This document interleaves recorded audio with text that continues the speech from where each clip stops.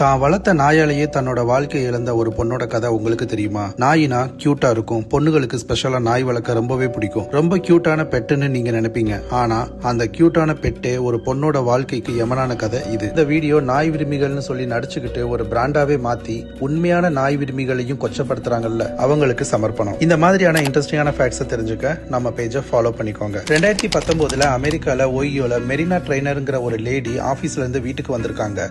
அவங்க வளர்க்கிற German shepherd talk வழக்கம் போல அவங்கள லிக் பண்ணி விளையாண்டு இருக்கு. இது வழக்கமான விஷயம் தான். ஆனா ஒரு 4 நாளுக்கு அப்புறமா அவங்களுக்கு என்னைக்கும் இல்லாத மாதிரி காய்ச்சல் கூடி இருக்கு. என்னன்னு தெரியாம ஹாஸ்பிட்டல்ல அட்மிட் ஆகுறாங்க. அதுக்கப்புறமா அவங்க கை கால் எல்லாம் கருப்பா இருக்கு. இந்த அன்யூசுவலான விஷயத்தை பார்த்த டாக்டர்ஸ் என்ன சொன்னாங்கன்னா, நாய் நக்கிறப்ப அந்த பொண்ணோட கையில ஒரு காயம் இருந்திருக்கு.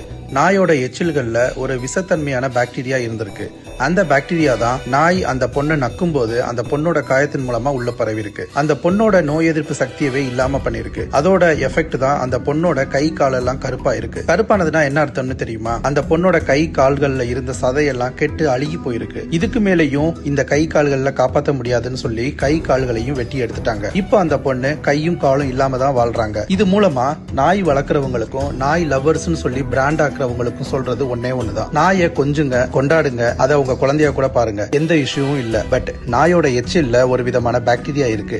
அது நம்ம உடம்புக்குள்ள போகக்கூடிய பட்சத்துல அது நமக்கு ரொம்ப பெரிய ஆபத்தை கொண்டு வரும். நமக்கே இப்படின்னா குழந்தைகளுக்கு சொல்லவே தேவையில்லை. நாயை நாய் மாதிரி பாருங்க. இதை உங்க ஃப்ரெண்ட்ஸுக்கும் ஷேர் பண்ணுங்க அண்ட் உங்களோட தாட்ஸை கமெண்ட்ல லீவ் பண்ணுங்க. வேற ஏதாவது இன்ட்ரெஸ்டிங்கான ஸ்டோரிஸ் அண்ட் ஃபேக்ட்ஸை பத்தி பேசணும்னு நினைச்சீங்கன்னா கமெண்ட்ல சொல்லுங்க, ட்ரை பண்றேன்.